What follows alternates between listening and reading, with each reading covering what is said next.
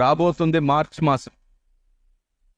March April రాగానే మీరందరూ చేసే ప్రయత్నం మార్కుల కోసం కన్నీటిమయం.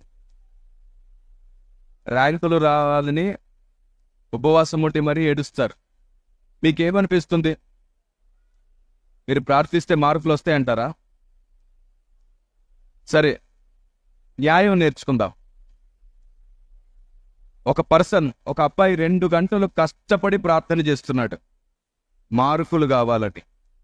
ఇంకొక అబ్బాయి 2 గంటలు ఈడ్చి ప్రార్థిస్తున్నాడు మార్కులు కావాలని. దేవుడు ఎవరికి మార్కులు ఇస్తాడు? సారీ దేవుడు ఎవరు పాస్ అయితే బాగుండని కోరుకుంటాడు? 2 గంటలు కష్టపడినవాడా, 2 గంటలు ఏడ్చి ప్రార్థించినవాడా? కష్టపడి చదివినవాడు మాత్రమే పాస్ అవ్వాలని దేవుడు కూడా అనుకుంటాడు. అవునా?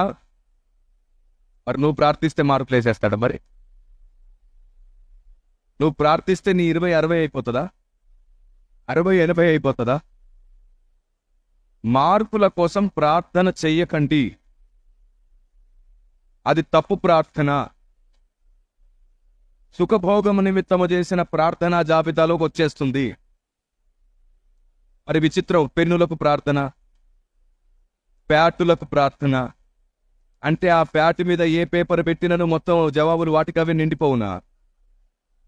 పెన్నుకు ప్రార్థిస్తే అది అలా పెడితే దానికదే నాట్యమాడి జవాబు రాయినా? అరే, పెన్నుకు ప్రార్థన, ప్యాటుకు ప్రార్థన మాత్రమే కాదు, కొందరు ఎగ్జామ్ ఆన్సర్ పేపర్ మీద ప్రైజ్ ది లార్డ్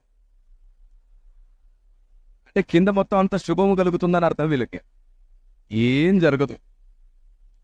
అసలు అలాంటి ప్రస్తావనే లేదు. నేను చెప్పినట్టు చేయండి, ఒక్కరు కూడా ఫెయిల్ అవ్వరు.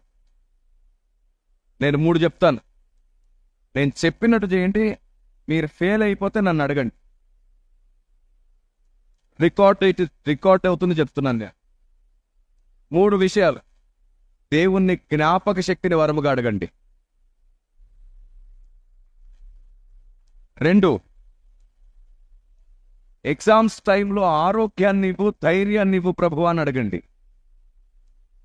ధైర్యము లేకే అనారోగ్యం వచ్చింది. అనారోగ్యం ఉండడం వల్ల ప్రతి ప్రశ్నకు వణుకొచ్చిద్ది. వణుకొచ్చిన ప్రతి ప్రశ్నకు జవాబు పోయిద్ది. కాబట్టి ఆరోగ్యాన్ని ఇవ్వు ప్రభువా, ధైర్యాన్ని ఇవ్వు ప్రభువా అని అడగండి. ఇది 2వది.